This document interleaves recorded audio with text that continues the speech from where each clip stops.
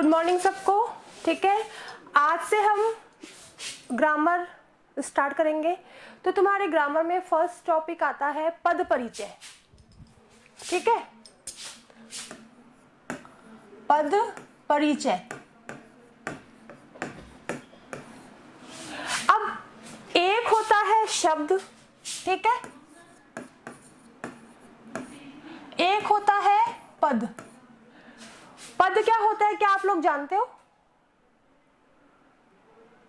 मुझे फटाफट जवाब दिया करो ताकि मैं आगे चला करूं। तुम्हारे जवाब के बाद में मैं आगे चलती हूँ, ठीक है ना? तो क्या तुम पद जानते हो? नहीं, पैराग्राफ नहीं, पद बताती हूँ। देखो, जैसे मान लो मैंने लिखा यहाँ पर कमल, ठीक है, ये हो गया एक शब्द। ये क्या हो गया? ये एक शब्द हो गया।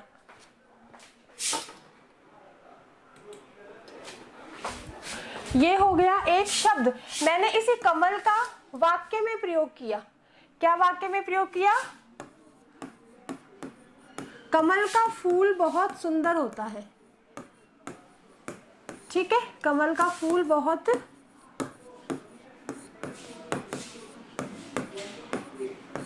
सुंदर होता है। ठीक है, तो पद कब बन गया? जब इस शब्द का वाक्य में प्रयोग हो गया, तो वो क्या बन जाएगा? आपका पद बन गया। अगर ये अकेला है तो ये शब्द है। अगर इसी चीज का हमने वाक्य में प्रयोग कर दिया तो ये क्या बन गया? पद बन गया। ठीक है, यानी कि परिभाषा क्या होगी? किसी भी शब्द को, ठीक है, जब वाक्य में प्रयोग कर दिया जाए, किसी भी शब्द का जब वाक्य में प्रयोग कर दिया जाए या उसको वाक्य में प्रयोग करने की उसको योग्यता प्रदान हो जाती है, तो उसे हम पद कहते हैं। ठीक है, अब इस पद की परिभाषा क्या है? एक तो कहेंगे हम विभक्ति युक्त शब्द को, विभक्ति युक्त शब्द को पद कहते हैं।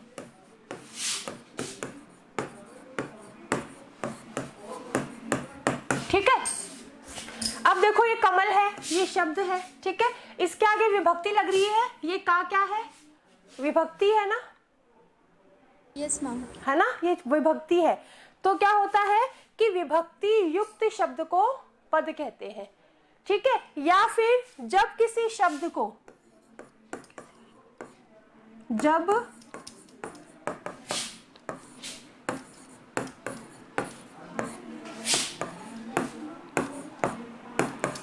जब किसी शब्द को वाक्य में प्रयोग करने की योग्यता मिल जाती है,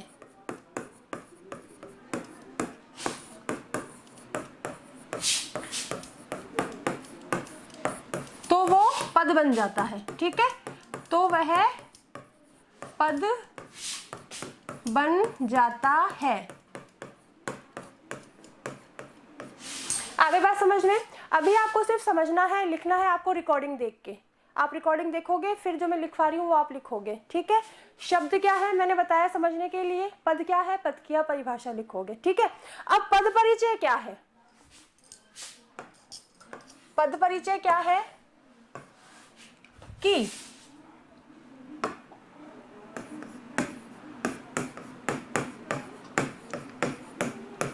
किसी भी पद का परिचय देना।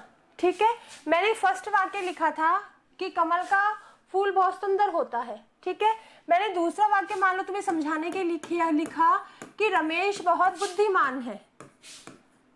ठीक है, रमेश बहुत बुद्धिमान है।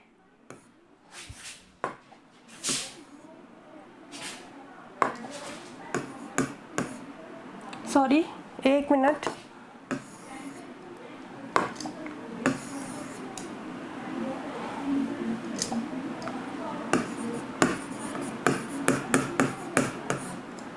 बुद्धिमान है। ठीक है, अब ये है, यहाँ पर जो भी शब्द यूज किए गए हैं वो सब क्या है? पद है। ठीक है, अब मैंने कहा कि इस पद का परिचय दो। ठीक है, मैंने तुमसे पूछा, मान लो एग्जाम में आया कि रमेश है रेखांकित शब्द का पद परिचय दो। तो हम इसका पद परिचय क्या देंगे कि रमेश क्या है। रमेश कौन सी संख्या के अंतर्गत आता, कोई बता सकता है? मैं बताती हूँ। रमेश तो मैं बता रही हूँ, बाद में तुम लोग समझ जाओगे। रमेश है व्यक्तिवाचक संख्या, ठीक है। ये है पुल्लिंग, इसकी लिंग कौन सी है? पुल्लिंग है, ठीक है। इसका तीसरा पद क्या हो जाएगा? ये क्या है? एक वचन है। आगे बात समझ में? ये इस रमेश का पद परिचय हो गया। सबको बात समझ में आई कि पद का परिचय कैसे देते हैं? Yes ma'am. है ना? तो ये इस पद का परिचय हो गया। तो इस तरीके से तुम्हें पद परिचय पढ़ना है। आई बात समझ में? चलिए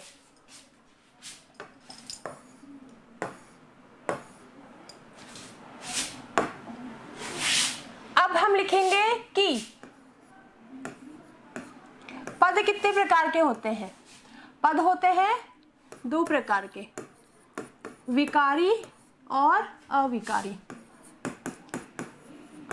ठीक है। अविकारी शब्द पद को हम अव्यय भी कहते हैं। अविकारी पद को हम अव्यय भी कहते हैं। अब ये विकारी शब्द के अंतर्गत कौन कौन से इसके प्रकार कितने हैं? ठीक है, इसके प्रकार हैं संज्ञा, ठीक है, सर्वनाम, तीसरा है विशेषण, चौथा है क्रिया।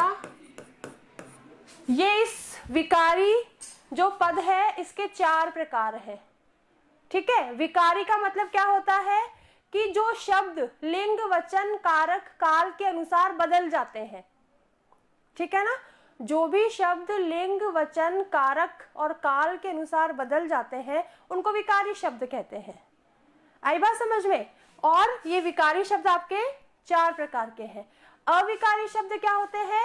जो किसी भी स्थिति में परिवर्तित नहीं होते, चाहे वो लिंग हो, चाहे वो वचन हो, चाहे वो कारक हो, चाहे वो काल हो, ठीक है। तो ये तुम्हारा हो जाएगा अविकारी शब्द। अब अविकारी शब्द तुम्हारे होते हैं पांच प्रकार के, ठीक है। क्रिया विशेषण फर्स्ट, ठीक है। दूसरा है संबंध बोधक,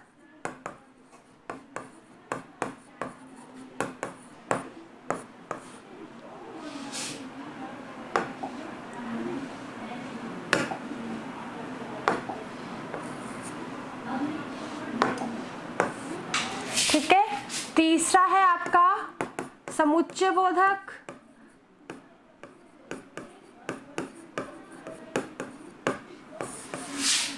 चौथा है आपका विस्मयादि बोधक,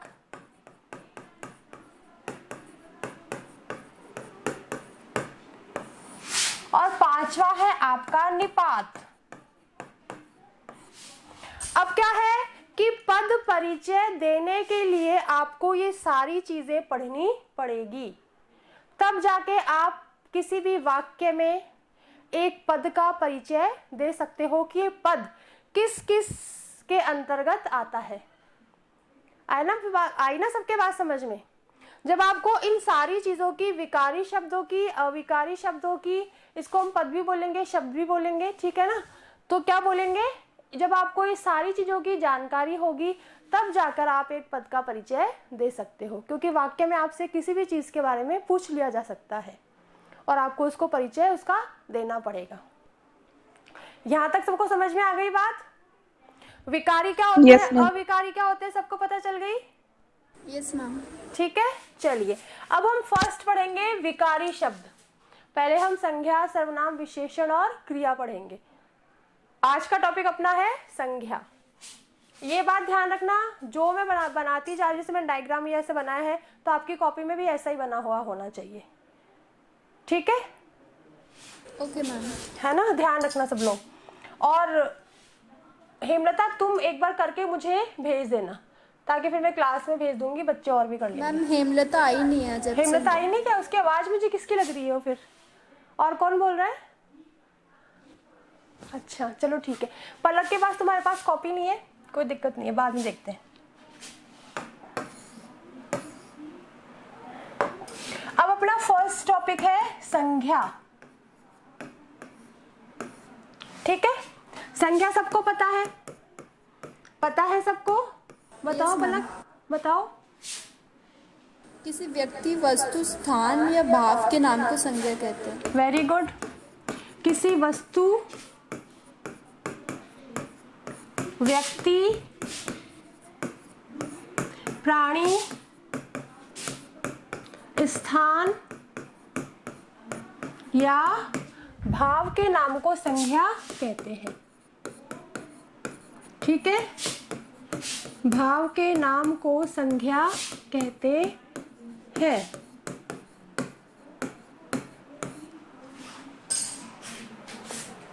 ये हो गया। ठीक है, अब यहाँ पर एक चीज दिमाग में आती है कि व्यक्ति और प्राणी में क्या फर्क है।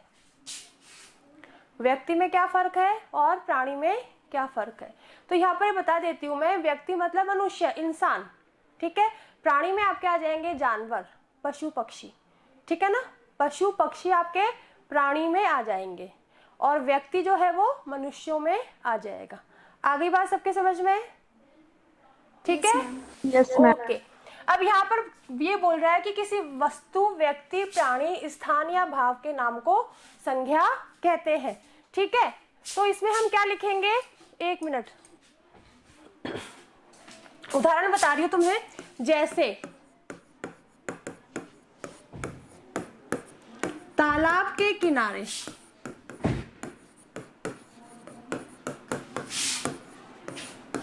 पेड़ पर एक कौवा बैठा है।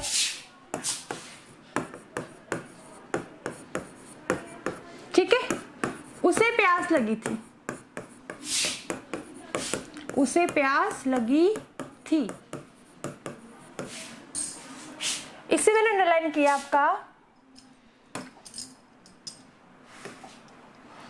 तालाब, ठीक है, पेड़, कौवा और प्यास।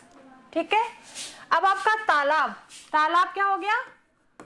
स्थान। स्थान, ठीक है, पेड़ क्या हो गया? वस्तु, वस्तु। गुड, पेड़ हो गया आपका वस्तु। कौवा क्या हो गया? प्राणी, प्राणी। गुड। और प्यास क्या हो गया? भाव, वेरी गुड। ठीक है, ये देख लो, ये आपका स्थान हो गया, ये आपकी वस्तु हो गई, ये आपका प्राणी हो गया, ये आपका भाव हो गया। ठीक है, तो ये क्या हो गए? ये सारे शब्द क्या हो गए? संज्ञा। ठीक है ना, इस संज्ञा में हमने जो इसके भेद हैं उन सबको एक साथ ले लिया। ठीक है, यहां तक किसी को कोई दिक्कत नहीं है ना? No ma'am. No ma'am, okay, no ma'am. ठीक है, अब हम आगे चलेंगे।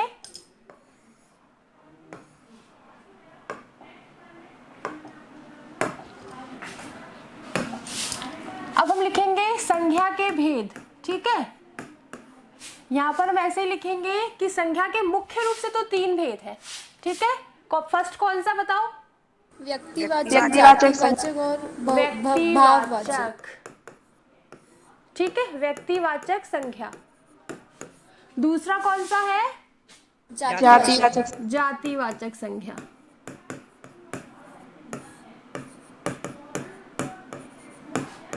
तीसरा कौन सा है? भाववाचक संज्ञा। भाववाचक संज्ञा। ये संज्ञा के मुख्य रूप से 3 भेद होते हैं, लेकिन 2 भेद और हैं जो कि जातिवाचक संज्ञा के ही प्रकार माने गए हैं। ठीक है, तो जातिवाचक संज्ञा के दूसरे 2 प्रकार कौन से हो गए? पहला समूहवाचक और द्रव्यवाचक। ठीक है, हम लिख देते हैं द्रव्यवाचक और समूहवाचक। ठीक है, द्रव्यवाचक और समूहवाचक, ये आपकी संज्ञा के सारे भेद हो गए। ठीक है, अब व्यक्तिवाचक संज्ञा में क्या होता है कि किसी भी विशेष व्यक्ति, वस्तु, स्थान के नाम को व्यक्तिवाचक संज्ञा कहते हैं। ठीक है, विशेष व्यक्ति, विशेष वस्तु या विशेष स्थान, उसको हम क्या कहेंगे? व्यक्तिवाचक संज्ञा। जातिवाचक संज्ञा में क्या है कि जिन संज्ञा शब्दों से पूरी जाति का बोध हो, किसी भी वस्तु की पूरी जाति का बोध हो, चाहे वो वस्तु हो, चाहे वो मनुष्य, चाहे वो स्थान हो, इनका पूरी जाति का बोध हो, वो आपकी जातिवाचक संज्ञा कहलाती है। भाववाचक में क्या होता है? मन के भाव, गुण, दशा, दोष, ये सारे किसके अंदर आते हैं? भाववाचक संज्ञा के अंतर्गत। ठीक है, ये चीज समझ में आ गई सबको? व्यक्तिवाचक, जातिवाचक और भाववाचक, इनकी परिभाषा भी लिखवा दूंगी मैं, परिभाषा लिख दूंगी सबकी। ठीक है ना? और आपका फिर द्रव्यवाचक संज्ञा। द्रव्यवाचक में क्या होता है? किसी द्रव्य या किसी धातु का बोध होता है, यानी कि जिन संज्ञा शब्दों में किसी द्रव्य या धातु का बोध हो उसे द्रव्यवाचक संज्ञा कहते हैं। ठीक है, और समूहवाचक संज्ञा में क्या होता है कि जिस संज्ञा में मनुष्यों का, वस्तुओं के समूह का बोध हो, किसी भी व्यक्ति, ठीक है, और वस्तुओं के समूह का जहां पर बोध कराया जाए वहां पर समूहवाचक संज्ञा होती है। ठीक है, जैसे मान लो व्यक्तिवाचक संज्ञा तुम्हारी है, इसमें हमने उदाहरण दिया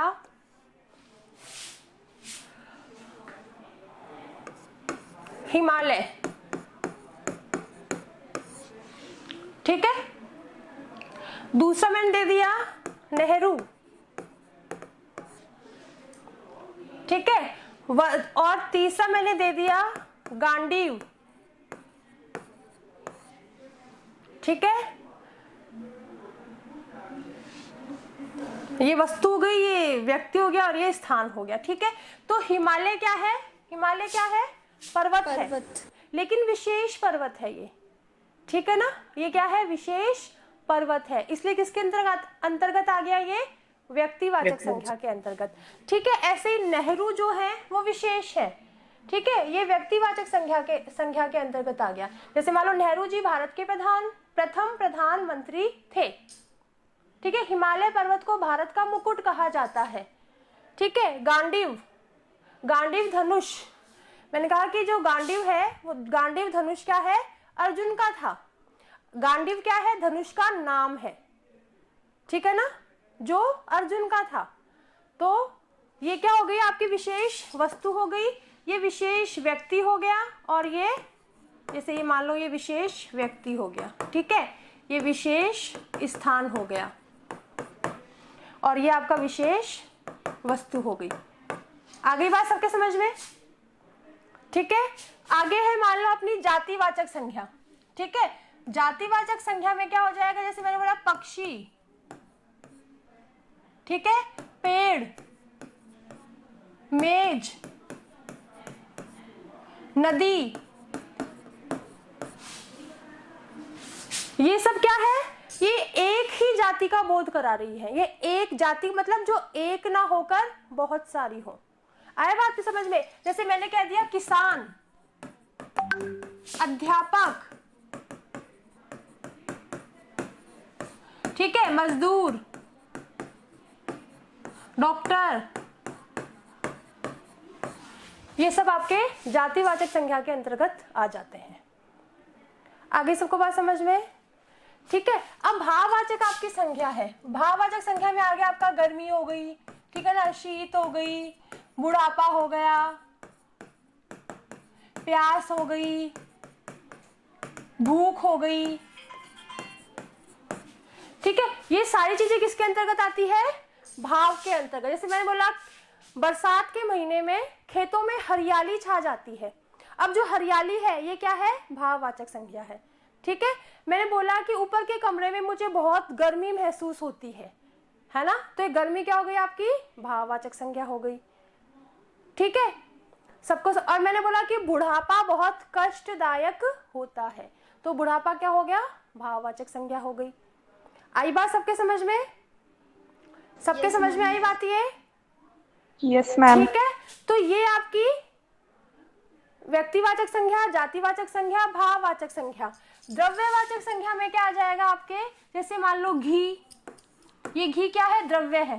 पानी, दूध, तेल, ये सब आपकी द्रव्य पदार्थ है, लिक्विड पदार्थ जिसको हम बोलते हैं, जो कि मतलब बहते हैं। और धातु में क्या आ जाएगा? सोना, चांदी, पीतल, लोहा, मतलब जितनी भी धातुएं हैं वो सब इसके अंदर आ जाएगी।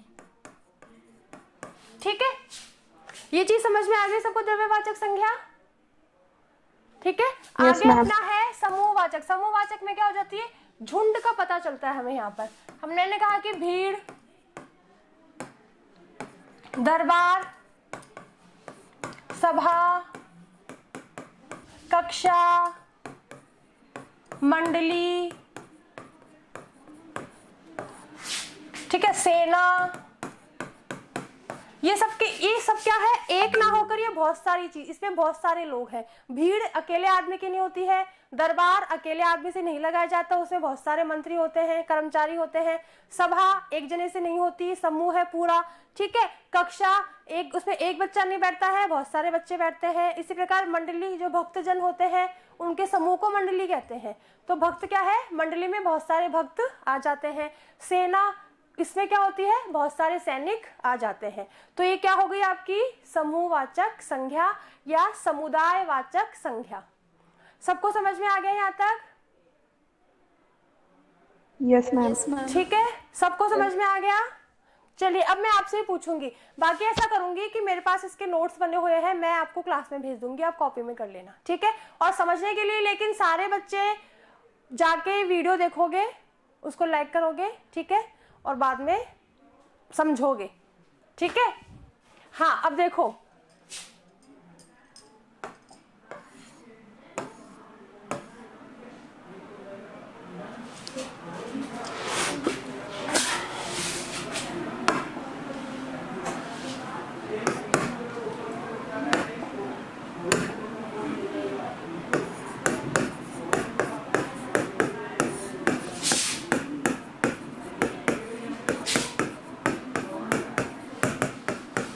महात्मा गांधी राष्ट्रपिता थे। अर्पित तुम बताओ इसमें कौन सी संज्ञा है? रेखांकित शब्द में कौन सी संज्ञा है? व्यक्तिवाचक। व्यक्तिवाचक संज्ञा। ठीक है, वेरी गुड। ठीक है। दूसरा उदाहरण है रामचरितमानस।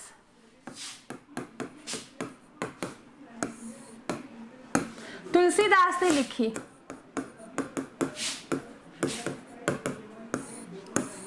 तुलसीदास ने लिखी। रामचरितमानस और तुलसीदास में कौन सी संज्ञा है? व्यक्तिवाचक। व्यक्तिवाचक। रामचरितमानस क्या है? पुस्तक, विशेष पुस्तक। पुस्तक। ठीक है, पुस्तक है, वस्तु है। ठीक है, तो ये व्यक्तिवाचक संज्ञा हो गई। ठीक है, अगली बात सबके समझ में? फिर आगे हम करते हैं कि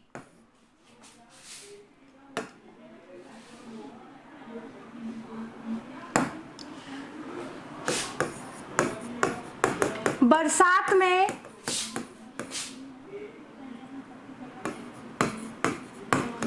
पेड़ हरे भरे हो जाते हैं। हरे भरे हो जाते हैं। ठीक है, तो पेड़ क्या है और ये हरे भरे क्या है? मैम पेड़ जातिवाचक है। पेड़ जातिवाचक और हरे भरे भाववाचक। भाववाचक। Very good, very good. भाववाचक, हरे भरे भाववाचक हो गए। ठीक है, चलिए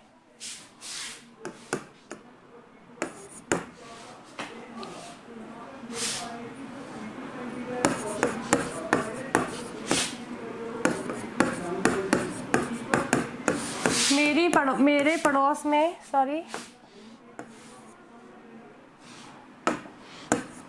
मेरे पड़ोस में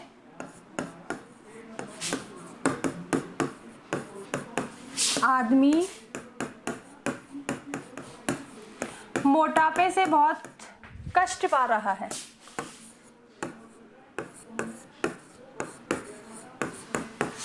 कष्ट पा रहा है। चलिए, आदमी क्या हो गया? मोटापा क्या हो गया? मोटापा आदमी भाववाचक। जातिवाचक और मोटापा भाववाचक।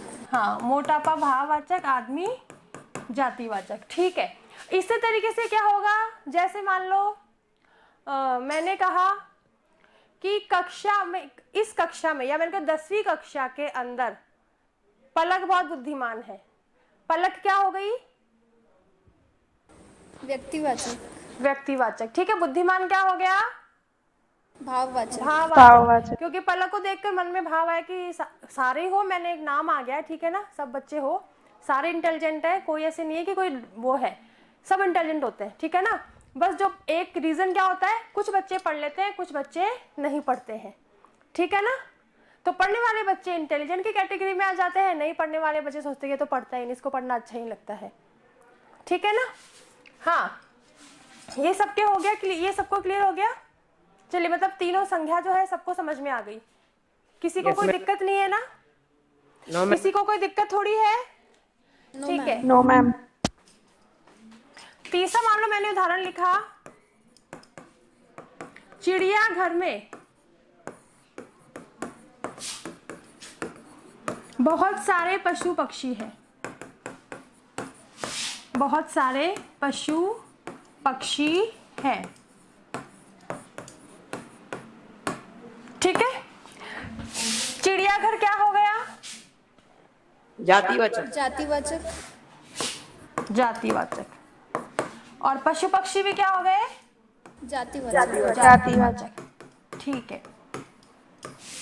अब जैसे मान लो क्वेश्चन आ गया कि ना पर्वतों पर, जैसे मान लो कि पर्वतों पर, ठीक है, बर्फ गिरती है, ठीक है, तो पर्वत क्या हो जाएगा, जातिवाचक हो जाएगा, ठीक है ना। लेकिन मैंने क्या दिया, हिमालय पर्वत, तो वो क्या हो जाएगा, व्यक्तिवाचक। व्यक्तिवाचक। बस ये है कि जहां पर नाम ले लिया जाए वहां पर व्यक्तिवाचक हो जाएगा, जहां पर नाम ले नहीं लिया जाए, एक जाति का बोध करा जाए, वहां पर आपका जातिवाचक हो जाएगा, ठीक है।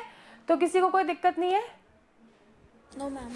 ठीक है। No ma'am. अब जैसे मान लो ये हमारा पेड़ है, इसके लिए मैंने पूछा कि वाक्य में रेखांकित शब्द का पद परिचय दो। क्या पद परिचय दोगे इसका, तुम बताओ। ये जातिवाचक संज्ञा है। हाँ हाँ, अब एक बार बता दूं कि जब हम कोई भी चीज बताते हैं, ठीक है ना, जैसे मान हमने पद परिचय दिया, तो ये सबसे पहले तो क्या है, ये संज्ञा है, ठीक है। तो हम पहले इसको लिखेंगे संज्ञा, ठीक है, फिर लिखेंगे जातिवाचक, फिर क्या लिखेंगे, लिंग। लिंग कौन सा लिखेंगे, कौन से लिंग में आता है पेड़, पुल्लिंग। ठीक है। नपुंसक बेटा तुम्हारे संस्कृत में होते हैं, संस्कृत में। हिंदी में सिर्फ तुम्हारे दो ही हैं, पुल्लिंग और स्त्रीलिंग। वचन भी दो ही है, एक वचन बहुवचन, और संस्कृत में तुम्हारे एक वचन, द्विवचन, बहुवचन, ठीक है ना। तो ध्यान रखना, ये नपुंसक लिंग नहीं है, ये पुल्लिंग ही है, ठीक है। और वचन कौन सा हो गया, ये बहुवचन। एक वचन। एक वचन,